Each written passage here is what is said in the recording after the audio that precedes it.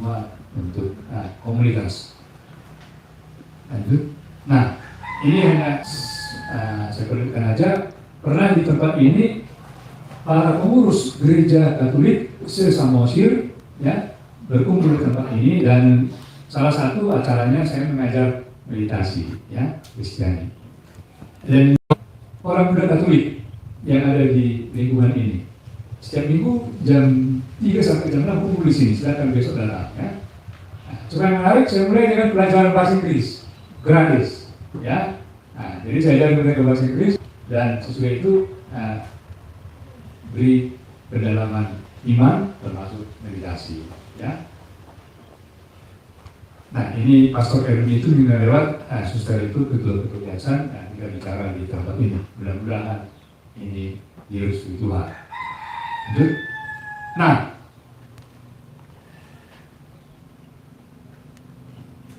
itulah perkenalan dari saya. Tujuannya seperti yang tadi, salam do satu keyakinan yang berarti awal kasih bingung, gue loh kena doa. Itu juga, tepuk tangan dulu. Kalau nanti kita punya grup, punya komunitas, saya akan memberikan apa yang saya punya yang terbaik untuk kebaikan kita bersama, sama-sama kita belajar meditasi. Yang saya sudah saya baca buku Berita Selatan ini tidak bertentangan, berbeda hanya di hal-hal teknis, prinsip tidak berbeda, ya. Nah, jadi makanya itu saya pun bisa masuk ke meditasi Batak, ya. Terserah nanti ada yang mau mendalami ke meditasi Kristiani. Nah, itu ada buku dia. Dulu wartanya, wearing wartanya, mulu masih kok, belum bersari, belum susah. Aduh, gunanya itu gereja. Pertanyaan sederhana, tapi de facto sangat memprihatinkan. Dari minggu ini, menurut dosen gereja di Syria, bu itu di mahal dua amanah sebagai amanah. Lewat mau saya lapor buat pengaduan, 20 hari aku dari di sini amanah.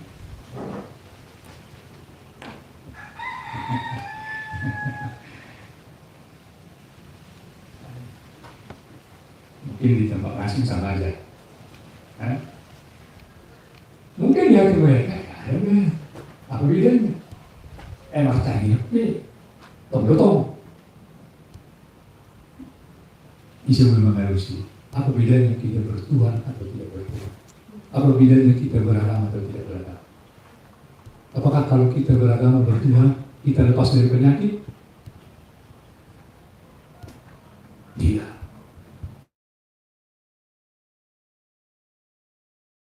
Kita bebas dari penderitaan? Memang antarkalis? Tidak kan? Tidak. Bebas dari kemiskinan? Tidak. Bebas dari COVID? Tidak. Maksudnya hal bedanya. Sekarang kita belajar meditasi. Apa bedanya? Bermeditasi atau tidak bermeditasi? Pertanyaan yang sangat-sangat penting. Dan ini perlu kita sadari, sangat ada bedanya. Bedanya ialah harap dicatat dalam hati ya. Mulut kamu siapa perlumanon persis di botol kamu harusnya. Bedanya ialah kalau kita bertuhan, kalau kita beragama, kalau kita bertanya. Bedanya ialah kita meyakini, kita merasa, kita mengalami Tuhan hadir, Tuhan dekat dalam tubuh kita. Saya yakin Tuhan itu dekat, Tuhan itu hadir, Tuhan itu bersama saya. Apa rupanya kalau Tuhan itu hadir, Tuhan itu dekat? Nah, ketika ada masalah, ada penderitaan, ada penyakit, saya yakin Tuhan bersama saya menghadapinya. Bisa terima? Tepuk tangan. Ketika saya berusaha bekerja, saya yakin Tuhan hadir, maka saya akan bekerja yang terbaik, saya akan berbuat yang terbaik. Pasti.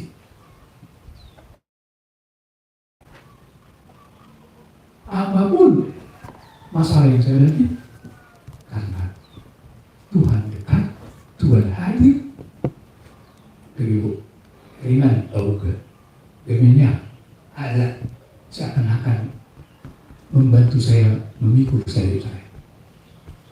Itulah. Saya pernah baca bahasa Arab Yahudi Arab Israel unggul dalam teknologi, dalam ekonomi, dalam pertanian. Ada yang unggul kan? Dalam segala hal unggul. Puasa. Karena mereka yakin mereka adalah orang bangsa pilihan Tuhan.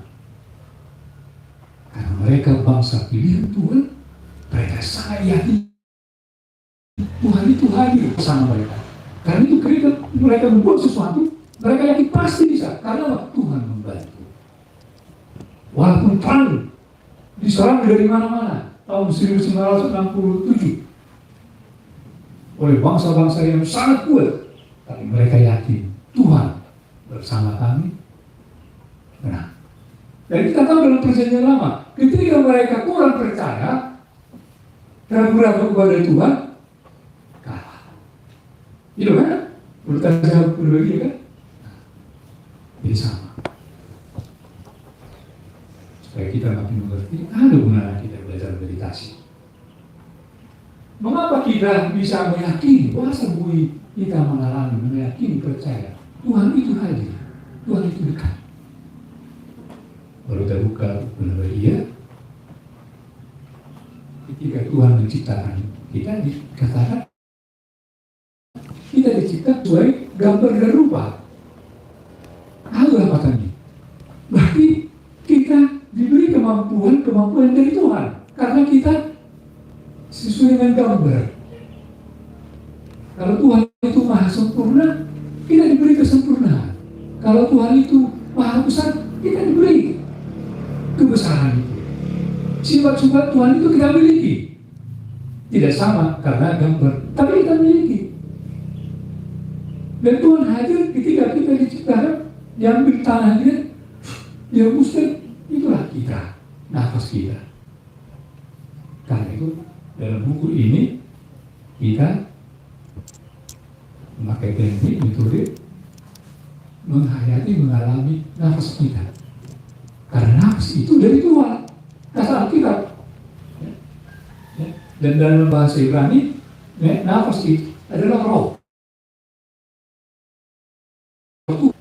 Apalagi dalam Lukas 17:21. Saya lebih suka bahasa Inggris ini karena bahasa Indonesia kerajaan Allah ada di antara kami. Karena dalam bahasa Indonesia, the kingdom of God is within. Within artinya di bagasan, di dalam. Jadi di dalam, di bagasan kerajaan Allah. Allah ada di dalam diri kita. Ini kata Paulus, bukan kata Paulus yang ngomong.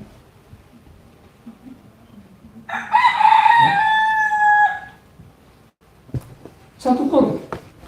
Kamu adalah baik Allah. Baik Allah. Itu Muhammad isi kita ngomong. Kita baik Allah. Tunggu hati ke panggilan Allah. Kita memang baik Allah. Dan nanti kita dengar apa itu meditasi. Oke. Jadi mengapa kita bisa?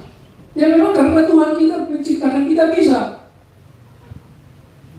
Sudah diberi kemampuan itu, sudah diberi potensi itu, sudah diberi sarana itu. Tinggal kita sekarang saat sadar atau tidak, memakai atau tidak kemampuan itu. Di situ aja poinnya.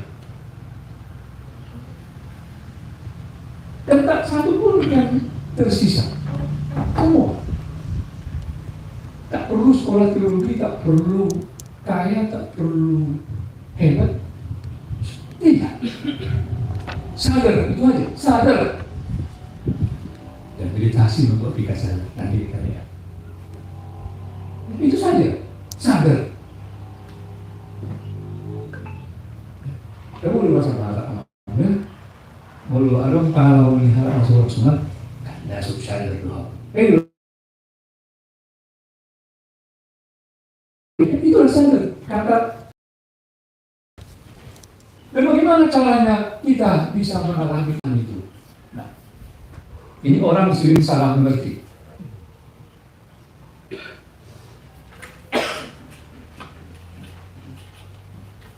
Dalam ilmu teori belajar,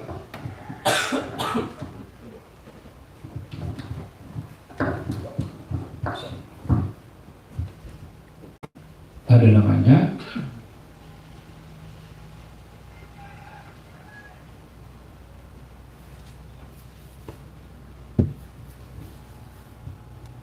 agak sulit menerjemahkan kalau masih bisa, tapi saya terangkan dulu. Knowing being. Jadi yang betul-betul belajar kalau kita dari knowing menjadi being. Banyak orang pikir dan di sini banyak orang terperangkap. Kalau sudah knowing, sudah tahu, dianggap sudah punya, selesai.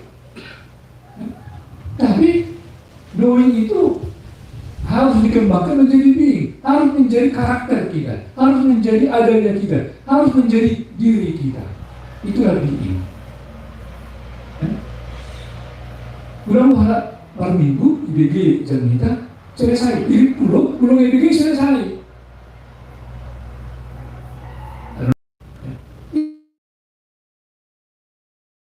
Yang itu sudah belajar bilang kamu sudah menjadi pengalamu. Itu sudah menjadi diri. Ada orang belum. Tidak apa-apa. Dengan banyaknya informasi di internet ini,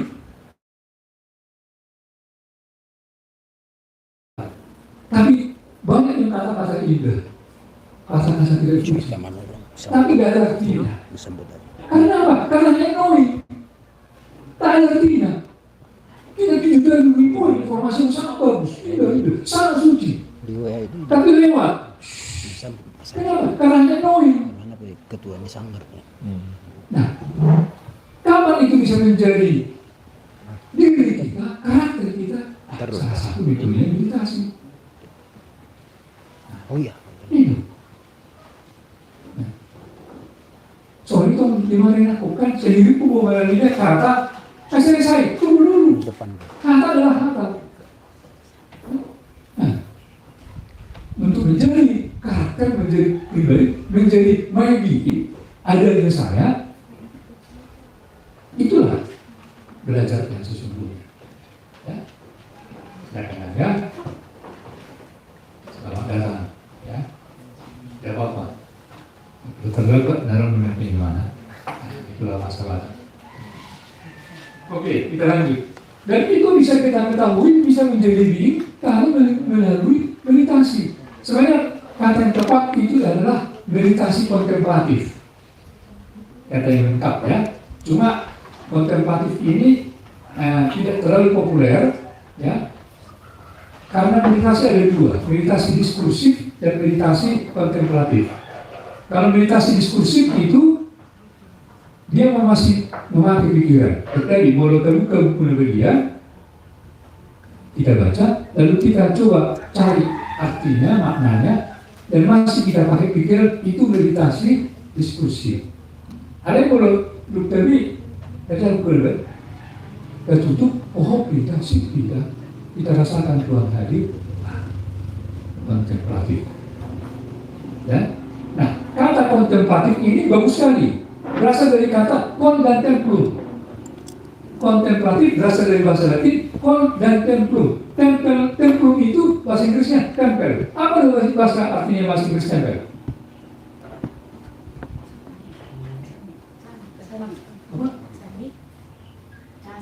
candi atau baik. Candi itu rumah Tuhan, rumah ibadah. Walau agama Hindu Buddha candi, walau ya kita baik, rumah, betul. Kita harus candi. Kan belum. Jadi kon itu bersama, kon artinya ya bahasa Latin. Jadi orang yang meditasi kontemplatif dia memang berada bersama Tuhan. Ketika kita belajar berbuat sesuatu bersama Tuhan, barang itu jadi. Terima? Yakin? Ya. Itulah. Kalau kita yakin apapun yang kita lakukan itu bersama Tuhan, dalam Tuhan, untuk Tuhan, jadi. Kalau tidak jadi, karena itu terbaik bagi Tuhan. Ya. Ini kata Alkitab. Ya. Dan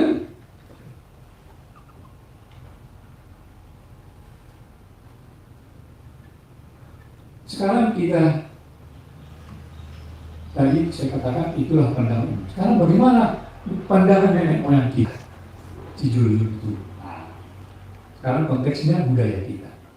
Jadi kan 4 orang Alkitab kan? Nah, sekarang bagaimana pandangan orang kita? Nanti 3 hari ilo opung. Polmas. Sobi, awal nomor 10 orang di mana nomor 10 Pak.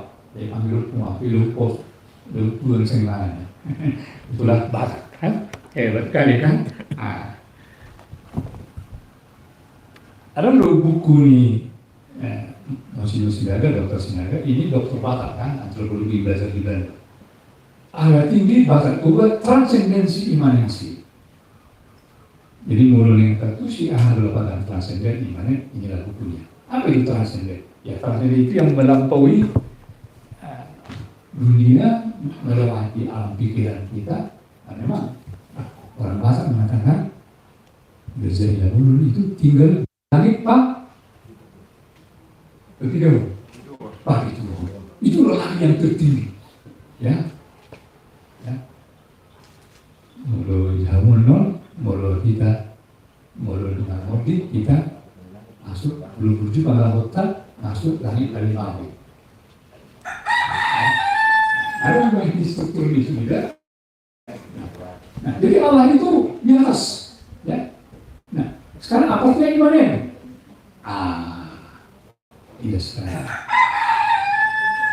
Berusaha dengan dulu tuh siapa yang muda-muda diberikan lagi hubungan vertikal dan hubungan horizontal. Diberikan lagi warna antropogenik bahwa Batak oknum-oknum kuda berasal dari mula jadinya bulu. Ada yang mengatakan si bulu ya Parujal, bahwa raja udah kuda. Opanannya menurut tiga sudut dari dia itu si Raja Batak. Tapi ulah warnanya ada mula jadinya bulu, on Batara Guru, sorry pada mengalah bulan. Umur nyala kombon kan dan turun. Nah, ada menurut si bulu ya Parujal, lohot Raja Lokoda. Anak Oma Raja Idan manusia. Loh Raja Idan manusia. Inilah manusia pertama di dunia ini. Kalau bahasa Alkitabnya Oma si ada manusia awal. Hebat. Nenek moyang kita tidak punya Alkitab. Tidak punya nabi. Tapi bisa menciptakan konsep seperti ini. Dan musuh itu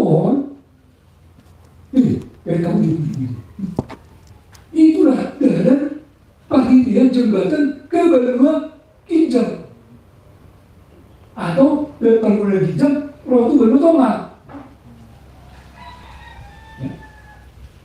Alam dulu ditanya mana? Saya Roma Rezomu di benua Tomaon, soalnya dari benua Kinjal. Nah, darahnya itu subuhi, itu aku subuhi. Maka dari dibilang itu hanya kumpulan tanah dan batu. Itu gunung sakral. Karena apa? Itu dipercaya nenek moyang kita sebagai. Jadi itulah imannya, bahwa nenek moyang kita sudah hadir, ya, sangat dekat. Dan kalau kita meninggal, kalau kita berbuat baik, kita naik ke langit yang kelima. Ya.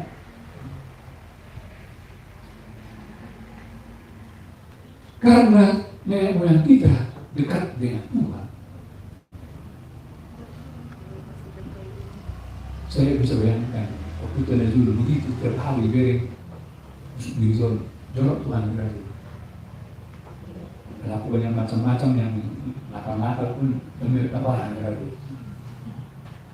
Dari uang sehingga melakukan barang saya bereng kita itu dulu Tuhan ini di bawah itu kalau juga merek kan. Kita udah bawa oh putar ini bereng ini loh. Begitu dekatnya, karena Opun Tenajulu begitu dekat dengan Tuhan atau mulai jadi Nabulun, apa yang terjadi? Opun Tenajulu menghasilkan karya-karya yang luar biasa. Apa itu? Kita sebut dalam bahasa upama. Tak ada satu pun di dunia ini suku yang punya upasa seperti orang Batak. Coba. Mau seluruh dan bulan balik.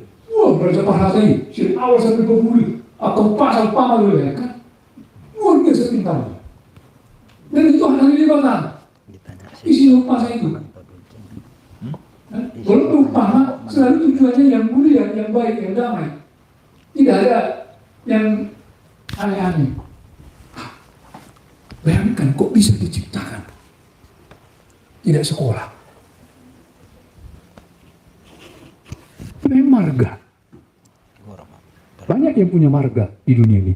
Tapi siapa yang seperti Batak? Karena silent dia nggak mungkin bacanya. Tak ada.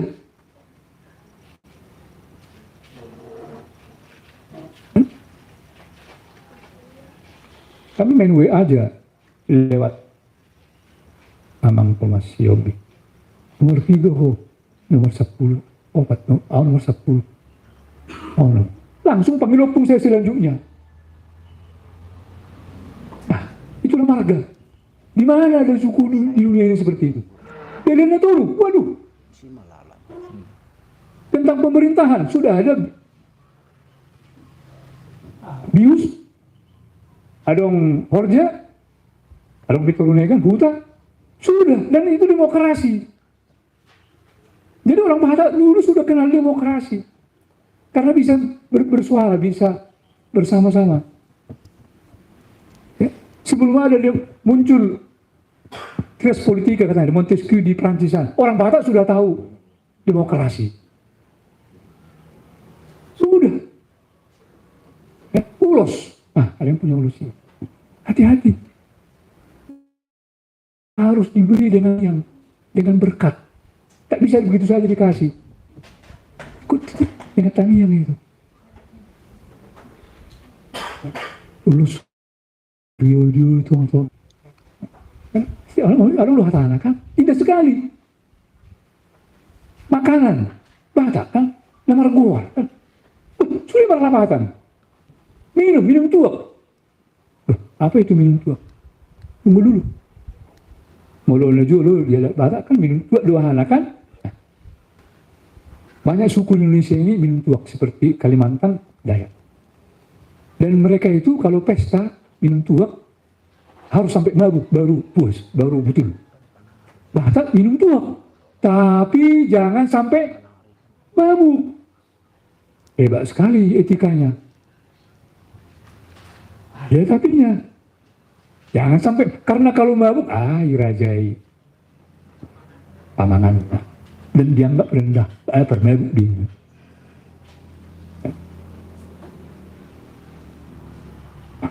Oke.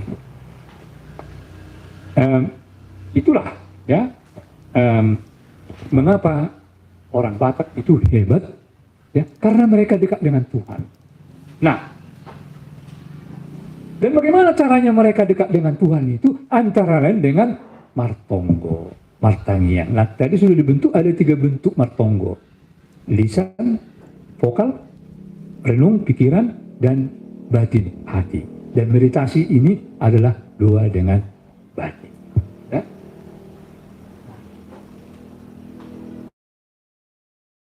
Jadi buku ini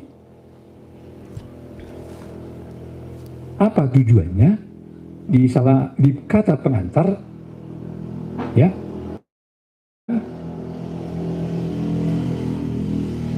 untuk menyadarkan, ya, untuk menyadarkan, ya, menyadarkan kita. Itulah tujuannya, bahwa Tuhan itu sudah hadir, ya, sudah ada, sudah dekat. Tinggal kita sadar atau baik. Itu pendalaman, ya. Sekarang tanggapan saya, ya. Baik. Pas 5 menit. Buku ini menginformasikan, itu di kata sambutan saya di buku itu, ya, ada, bahwa nenek moyang suku Batak sudah mengenal sebuah bentuk doa yang dilakukan secara individual, hening, dan tenang. Dalam doa tersebut, Tuhan yang dalam religi Batak disebut Mula Jadi Namulun. Tentang Guaraon, kita nggak usah. Ada orang kalau sudah disebut Mula Jadi Namulun, seakan-akan sepilibiu, salah. Itu nama. Nama beda dengan substansi. Nama saya bisa si Paul, bisa si Junian. Teman saya kecil panggil saya si Junian. Tidak ada panggil saya Paul. Bisa saya Amani Bernadette. Ada yang, jadi Paul 1, Junian 2, Amani Bernadette 3. 3 nama saya. Yang mana mau pakai silakan. Orangnya sama, substansinya sama. Mau kita pakai Mula Jadi Namulun, mau kita pakai Tuhan, mau pakai Dewata, sebenarnya tidak masalah. Karena substansinya sama. Apa substansinya? Mula Jadi Namulun, Sang Pencipta. Mau pakai God, mau pakai Lord, mau pakai Elohim, silakan. Jadi jangan kita berdebat begitu dibagi Mula Jadi. Waduh. Itu dangkal. Dangkal sekali. Nah, hadir secara spiritual dan misteri dalam diri si pendua. Nah, itulah. Jadi buku ini mau menyadarkan kita bahwa itu sudah, dan memang sudah hadir. Tadi alasannya, sudah hadir. Kita tinggal sadar atau enggak. Kan? Hal itu terjadi karena mereka yakin bahwa salah satu sifat Tuhan adalah transenden sekaligus imanen. Sudah tadi. Yang tampak pula dalam mitologi penciptaan alam semesta, kosmogoni, penciptaan manusia, antropogoni. Sementara itu, Pusubuhi dipercaya sebagai gunung sakral karena merupakan jalan penghubung dunia atas, surga, dan dunia tengah bumi. Lanjut. Ritual ini dapat dilakukan secara komunal atau pribadi, itulah martonggo. Contohnya, boleh bukamu YouTube, Istana Singaraja. Di lingkungan Istana Singaraja dibakar, ada sebuah rumah di samping Istana Raja Ida, disebut rumah Parsaktian, dan diterangkan oleh ibu itu. Di depannya tertulis rumah semedi, House of Meditation, rumah meditasi. Itulah menginspirasi saya membuat tempat ini, House of Meditation. Ya. Disitulah orang bersemedi atau bermeditasi untuk memperoleh kesaktian, karena rumah Parsaktian. Lalu apakah saat ini meditasi masih dibutuhkan? Dahulu mungkin dilakukan untuk memperoleh kesaktian, untuk bertahan hidup. Dulu memang orang harus sakti. Karena apa? Karena kalau dia bisa bertahan hidup, bisa punya tanah, bisa punya... Dia harus sakti. Dia harus berguru. Supaya bisa mengobati, harus sakti. Ya, kalau sekarang supaya bisa mengobati, sekolah dokter, bukan menjadi dukun. Dulu menjadi dukun. Jadi sakti. Dan dukun itu pasti meditasi. Ya? Nah, jadi supaya kita mengertikan, zaman dulu itu memang orang harus sakti. Supaya bisa bertahan hidup. Kalau tidak bisa bertahan hidup, tidak mampu hidup. Pertanyaan, apakah kita masih perlu bermeditasi saat sekarang ini? Lanjut. Meski demikian, di zaman sekarang, saat teknologi begitu maju dan gaya hidup menjadi sangat modern, kehidupan spiritual yang mendalam rupanya tetap dibutuhkan, agar mampu mengarungi gelombang kehidupan. Amu amang inang na waulongi. Bagi atakon. Beri kamu jual. Setabi beri kamu jual. Kalau kita tidak sakti menghadapi ini, kita menjadi hamba. Setuju? Setuju? Tepuk tangan. Kalau kita tidak sakti menghadapi ini,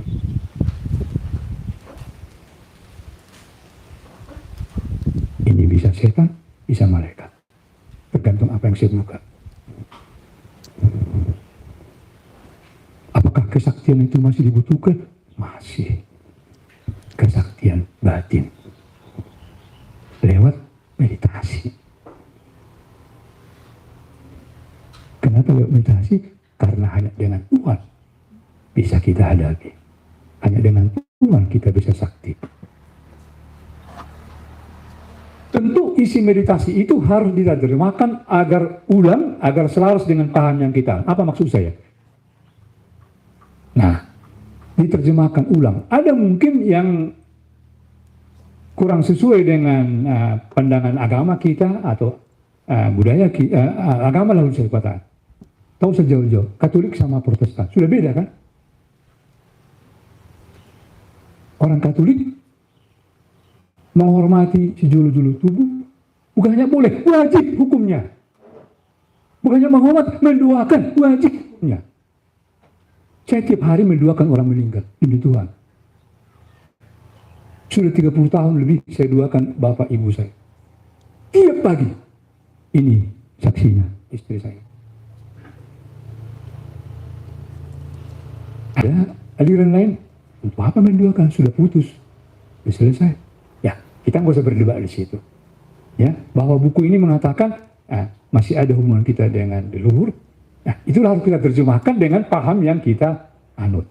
Istilah mulai dari Nabolon, ya kalau kamu nggak suka pakai mulai dari pakai aja Tuhan Allah, pakai aja Gusti Allah,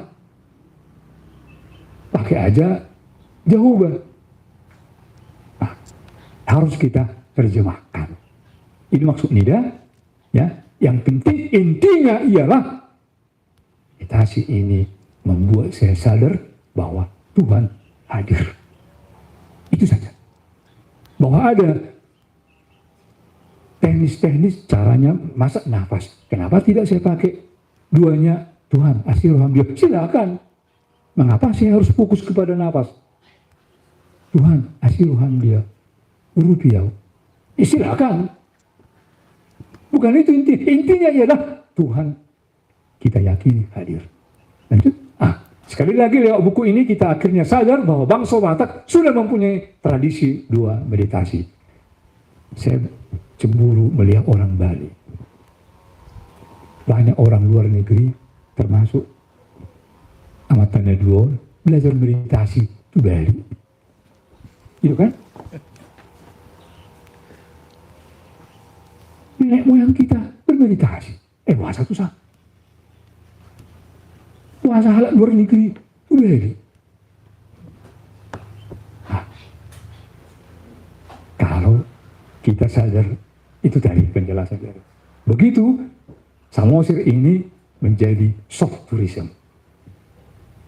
Ya, kita menjadi makin dekat dengan Tuhan dan masyarakat Batak menjadi makmur, sejahtera. Karena dengan turisme itu datanglah siu misik, maju mengelekta, bui masih pas sekolah, bui yang bergizi, bernutrisi, bui hidup lebih manusiawi. Kalau ada siu misik melalui turisme. Itulah jangka panjangnya, ya. Jadi mudah-mudahan kelompok kecil ini tidak apa-apa. Small is beautiful. Ya, kecil itu indah, bisa indah. Oke. Tidak hanya itu, nenek moyang Batak bahkan sudah mempunyai hubungan personal dengan Sang Pencipta melalui meditasi Homeromia. Salut kepada Polmas opung saya, Siombing, atas kontribusinya. Samosir, Agustus, Paul Siombing, pelaku meditasi, pemilik Partono Homestay, House of Meditation. Mohon lihat. Terima kasih Pak Paul Sihombing. Kami ucapkan selamat datang untuk Bapak Ibu yang baru hadir di tempat ini. Ada Ibu Juwita Manurung dengan Pak Manogo ya, Pak Manogo Sinaga.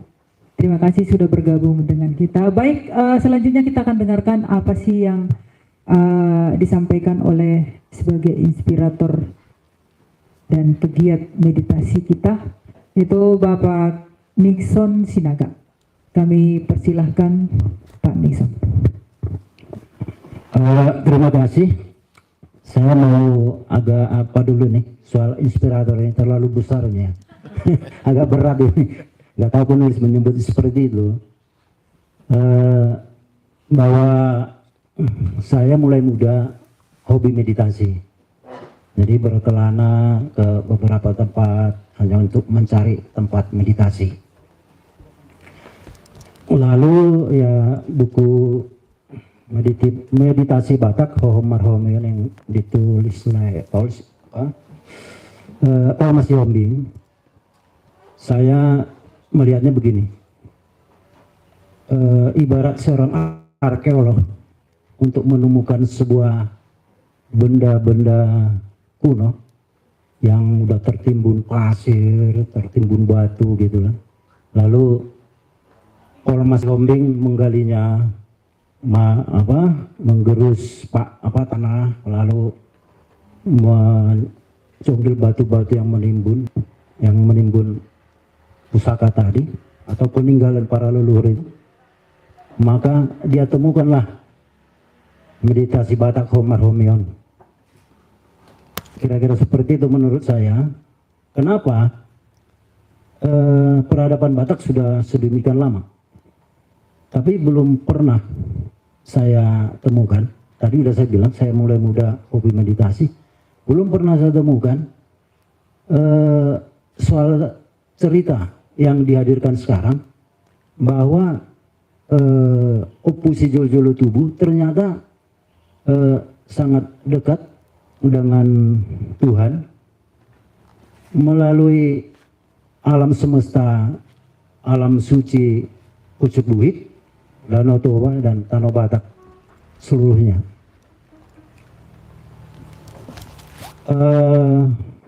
Menurut pendapat saya selaku pelaku meditasi, buku ini bisa menghadirkan berbagai informasi tentang bagaimana Opung Si Jolo Tubuh atau nenek moyang kita melakukan sebuah cara memuliakan, mungkin setelah sekarang memuja Tuhan, memuliakan Tuhan, lalu mendapat berkat atau wahyu, maka lahirlah apa yang dijelaskan oleh Paul Sihombing sama Bang Paul Sihombing tadi, yaitu nilai-nilai luhur, warisan nenek moyang kita, sehingga kita masih bisa peroleh sekarang. Di antara lain Dalian atau begitu ya. Misalnya secara umum pengertian meditasi adalah suatu teknik mencapai suatu konsentrasi atau mencapai suatu keadaan relaksasi melalui napas sadar. Dengan napas sadar kita bisa mencapai suatu keadaan tenang, nyaman, lalu kita juga bisa memperoleh raga yang sehat. Nah, pengalaman saya meditasi di berbagai tempat, misalnya bukan sebelum saya tahu ke Tanah Batak ini sama Samosir Subuh, selalu tempat itu menentukan, misalnya tempatnya di mana, lalu siapa yang bermeditasi, lalu seberapa yakin dia berhubungan dengan Tuhan di tempat itu. Sekali lagi, tempatnya di mana, siapa yang bermeditasi, seberapa yakin dia berhubungan atau menyelaraskan batin, menyelaraskan jiwa dengan Tuhan. Nah, misalnya ketika saya bermeditasi di Pucuk Buhit, menurut sudah dijelaskan Bang Paul tadi bahwa tempat ini adalah tempat suci bagi leluhur Batak, dan kita juga keturunannya menganggapnya seperti itu. Nah, berarti Pucuk Buhit memenuhi apa? Memenuhi unsur-unsur bagi saya untuk berhubungan dengan Tuhan. Memenuhi unsur-unsur bagi saya untuk berhubungan dengan Tuhan. Lalu saya sangat yakin bahwa tempat ini, Pucuk Buhit, memenuhi apa ya? Memenuhi unsur-unsur juga seperti unsur-unsur yang di dalam tubuh saya, sehingga energi kita pinjam energi ya, sehingga energi yang saya harapkan ya, karena kan meditasi itu kan sebuah teknik, energi yang saya harapkan dapat di Pucuk Buhit saya peroleh. Lalu kemudian kenapa harus ke jauh-jauh ke Pucuk Buhit? Kan di rumah bisa aja. Lalu para senior kita, para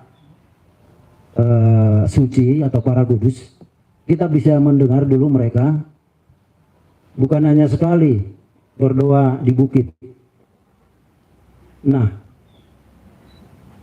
para leluhur kita, para senior kita, para pendoa dulu, kan bisa aja oleh karena kesucian atau cara hidup mereka yang sesuai dengan kehendak Tuhan, di rumah kan bisa aja, atau di kamar lalu dikunci, ya Tuhan, saya memuji namamu, saya memuliakan namamu, saya percaya engkau bisa menghadirkan apa yang saya minta, karena ketika saya meminta saya mendapat, begitu ya. Kan bisa di kamar aja gitu. Nah, lalu kenapa harus ke bukit? Lalu pertanyaannya, kenapa misalnya saya harus pilih tempat, misalnya katakanlah seperti di Jawa misalnya, apa yang saya sebutkan tadi, bahwa ketiga unsur itu menyediakan semuanya di sana. Misalnya gini, dalam tubuh kita ada unsur air, ada unsur tanah, ada unsur api. Ya. Nah, di tempat ini sekarang kita ini sedang coba kita mulai latihan. Mohon maaf jika sudah ya ada yang sudah pakar. Ini hanya berbagi pengalaman menanggapi soal buku ini. Unsur air, unsur tanah, unsur api, sama udara. Nah, itu ada semua di dalam tubuh kita. Sekarang kita saling berdiskusi, menyadari napas mulai sekarang. Jadi saya melihat Bapak Ibu menyadari napas, silakan menyadari napas masing-masing. Bapak Ibu melihat saya, silakan juga menyadari napas masing-masing. Nah, keempat unsur tadi ada di sekitar kita, disediakan Tuhan. Air ada di sekitar kita, udara ada di sekitar kita, tanah ada di sekitar kita, api ada di sekitar kita. Nah, ketika empat unsur ini bisa harmonis ya, harmonis ketika saya meditasi, maka itulah cara saya memfokuskan, itulah cara saya mencapai suatu keadaan tenang, suatu keadaan hening, atau lebih jauh dari itu, suatu keadaan yang ekstasi. ketika para senior, para meditator, ketika kita sudah mencapai suatu ekstasi, maka sesungguhnya kita tidak lagi membutuhkan apa-apa. Kita tidak lagi mengkhawatirkan apa-apa. Kita tidak lagi takut terhadap apa. Tidak takut mati, tidak takut miskin, tidak takut dihina orang, ya kan? Kenapa? Ketika kita sudah mencapai kepada suatu ekstasi atau ketenangan yang luar biasa, kita sudah marsada debata. Saya manunggaling dengan Tuhan.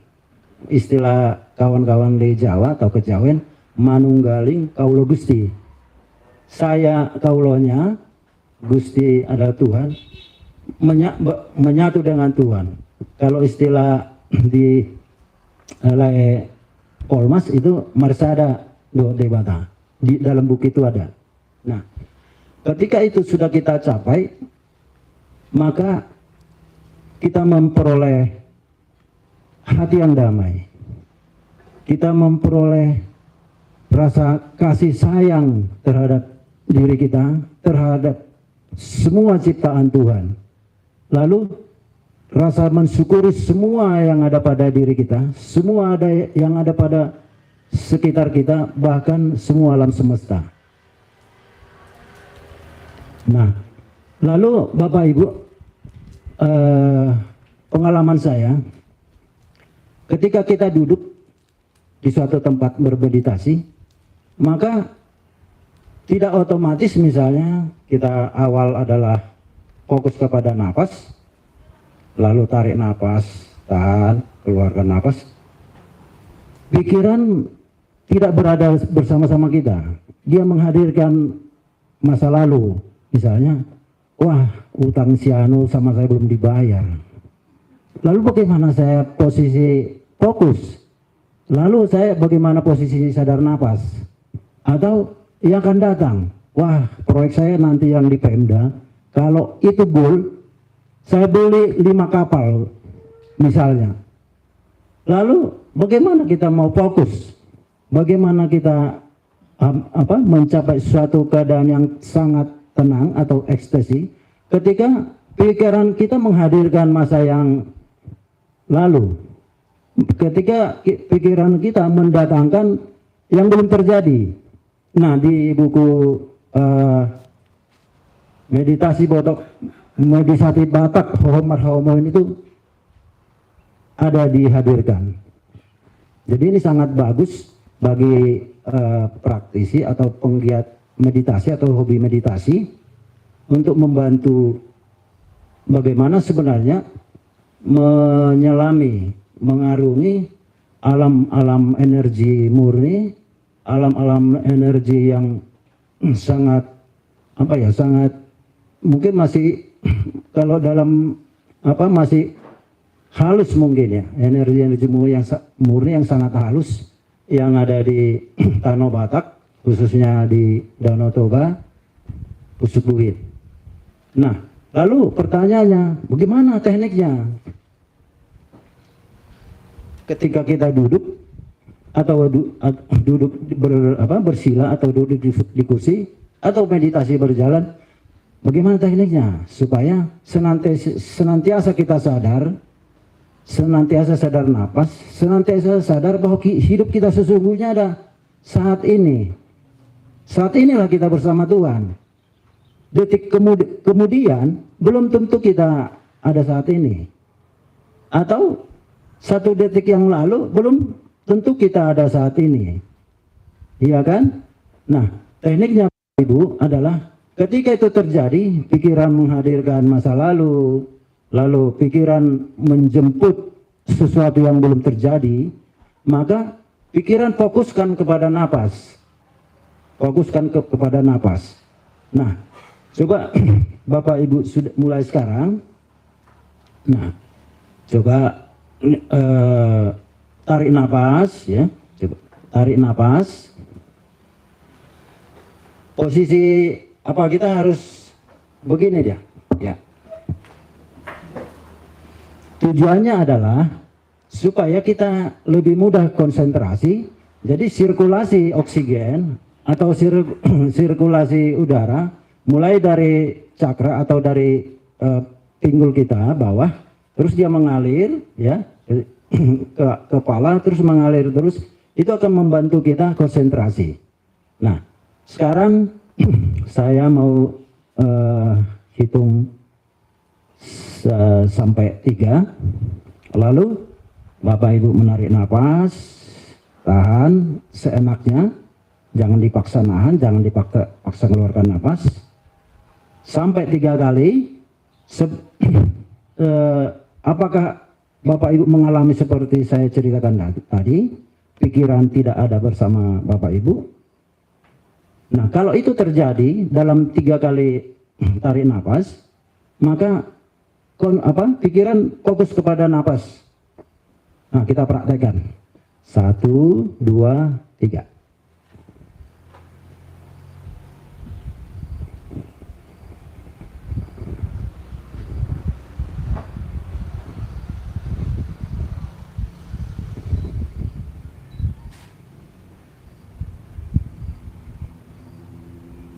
Ya, cukup.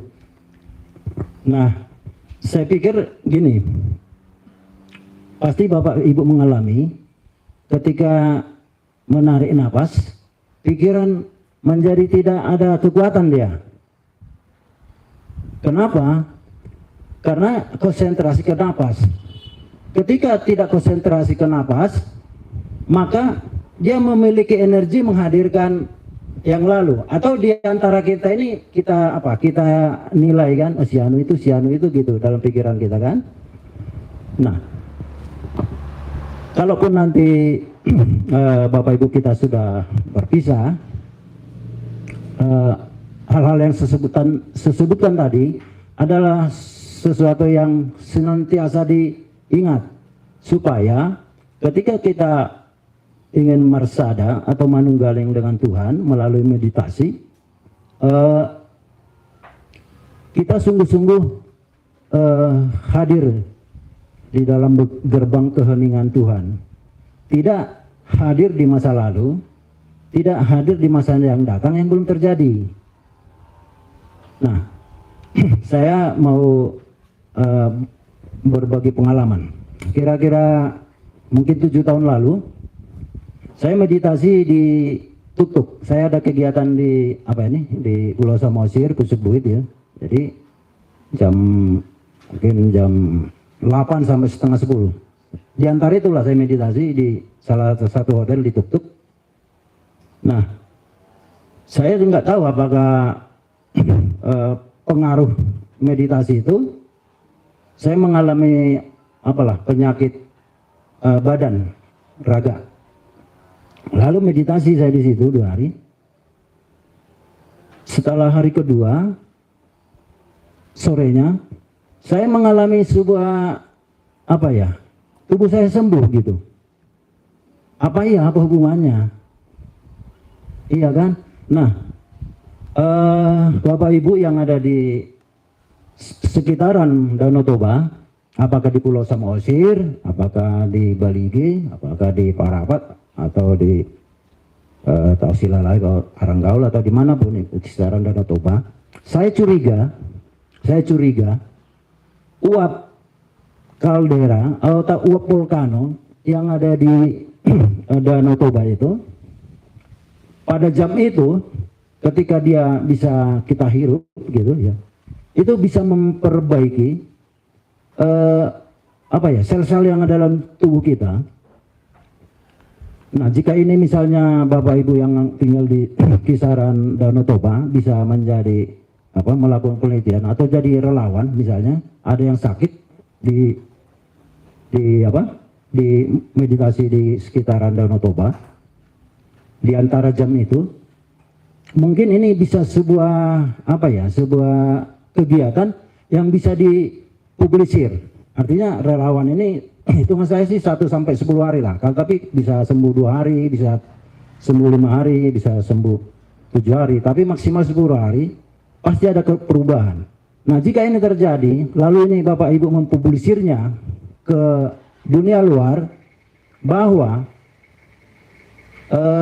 meditasi di pinggir atau di tepi Danau Toba bisa memberi kesehatan. Nah, supaya mereka meyakinkan harus ada Bapak Ibu menyediakan atau mempraktekkan lah, atau ada relawan yang melakukannya,